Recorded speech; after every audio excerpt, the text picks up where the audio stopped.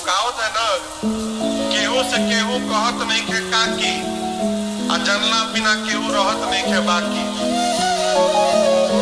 कोई किसी से बता नहीं रहा, सब जान रहे हैं। यहाँ दर्शन करिए, राम जी यदि किसी को नहीं बताए तो कौशल्या जी को क्यों बताए, ये प्रश्न है। राम जी ने चक्रवर्ती जी को भी नहीं बताया, माँ को क्यों बताया? इसलिए बताया कि माँ किसी में आती ही नहीं, किसी को नहीं बताना है, लेकिन उस किसी को में माँ नहीं आती। माँ इन सबसे परे है, ऊपर है। आप जगत से अपने आप को छिपा सकते हैं, लेकिन आप जन्म देने वाली माँ से अपने को नहीं छिपा सकते, और माँ से छिपाना भी नहीं चाहिए। देखिए, जिस दिन माता पिता से छिपाव प्रारंभ हो जाता है, उसी दिन से हमारा विनाश प्रारंभ हो जाता है। माता पिता से छिपाव प्रारंभ होने लगे, समझिए विनाश निकट आ गया।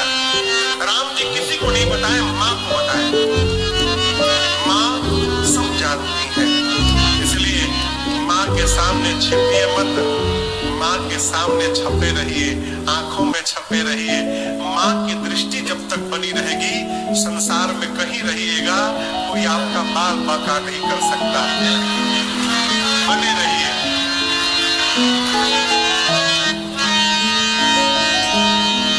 राम जी बड़े हुए थे ना माँ के सामने दो बार, और दोनों बार बड़े होने के बाद जब राम जी देखे कि माई हमार डरने लगी, राम जी तुरंत छोटे बन गए। आजकल लोग यही में परेशान बा कि लोग हमसे डरात काहे नहीं किया, कोई हमसे डर ही नहीं रहा है। डराना तो बड़ा सरल है माई बाप, जीवन तो वो श्रेष्ठ है जो किसी डर को समाप्त कर दे, वो श्रेष्ठ जीवन है। भगवान डराते नहीं है, भगवान डर समाप्त करते हैं। राम जी देखे मेरी माँ डर गई, भगवान तुरंत छोटे बालक बन गए।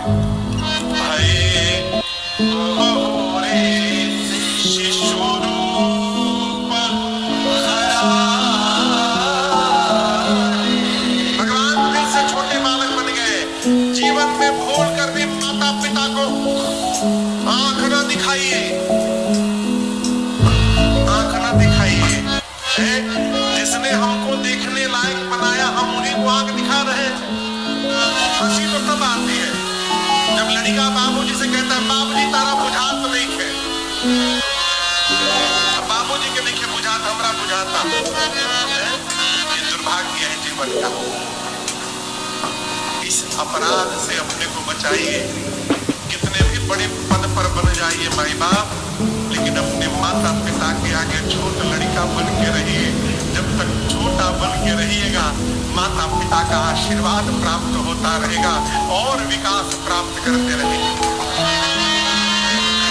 किसी महापुरुष ने कहा कि मैंने